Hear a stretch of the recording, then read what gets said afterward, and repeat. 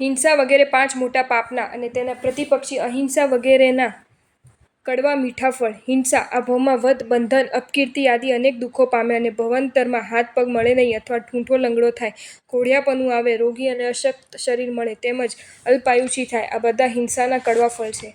અહિંસા લાંબુ આયુષ્ય, ઉત્તમ રૂપ અને નિરોગી શરીર મળે, સર્વત્ર પ્રશંસા પામે, સર્વ મનોરથોમાં પૂર્ણ થાય તેમજ સ્વર્ગ અને મોક્ષના સુખ મળે. આ બધા અહિંસા પાળવાના ફળ મીઠા ફળ છે. અસત્ય આ ભવમાં વધ, બંધન, અપયશ આદિ અનેક દુઃખો પામે અને મરીને દુર્ગતિમાં જાય.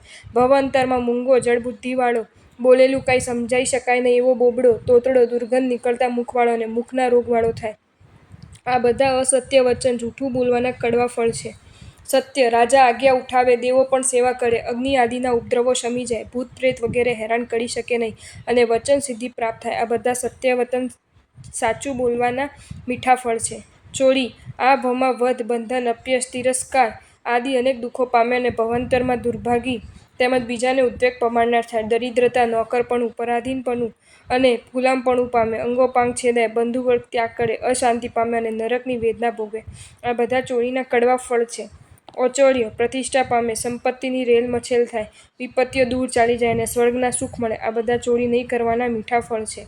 અબ્રહ્મ આ ભવમાં વધ, બંધન, અપયશ આદિ અનેક દુઃખો પામે, વળી શરીરમાં ધ્રુજારી, પરસેવો, થાક, મૂર્છા, ચક્કર, બળનાશ તેમજ ક્ષય આદિ રોગો થાય અને ભવાંતરમાં નપુંસકપણું, તિર્યંચપણું, દૌર્ભાગ્ય, અનાદયપણું આદિ દુઃખો પામે. આ બધા અબ્રહ્મના કડવા ફળ છે. બ્રહ્મચાર્ય લાંબુ આયુષ્ય, સુંદર રૂપ તેમજ નિરોગી અને મહાબલવાન શરીર મળે, સુરેન્દ્રો, અસુરેન્દ્રો અને ચક્રવર્તીઓ પણ પૂજા કરે. આ બધા બ્રહ્મચર્ય પાળવાના મીઠા ફળ છે. પરિગ્રહ ગમે તેટલું મળવા છતાં પણ તૃપ્તિ પામે નહીં, કોઈનો વિશ્વાસ કરી પામી શકે નહીં, બધા ઉપર શંકા રાખે, ચોરાઈ લૂંટાઈ જવાની ચિંતાથી ભયભીત રહે, આરમ સેવે, માતા પિતા, ભાઈ બહેન વગેરેને પણ હણે, અસત્ય વચન બોલે, વધ, બંધન, અપયશ આદિ અનેક દુઃખો પામે અને નર્ક આદિ દુર્ગતિમાં પડે.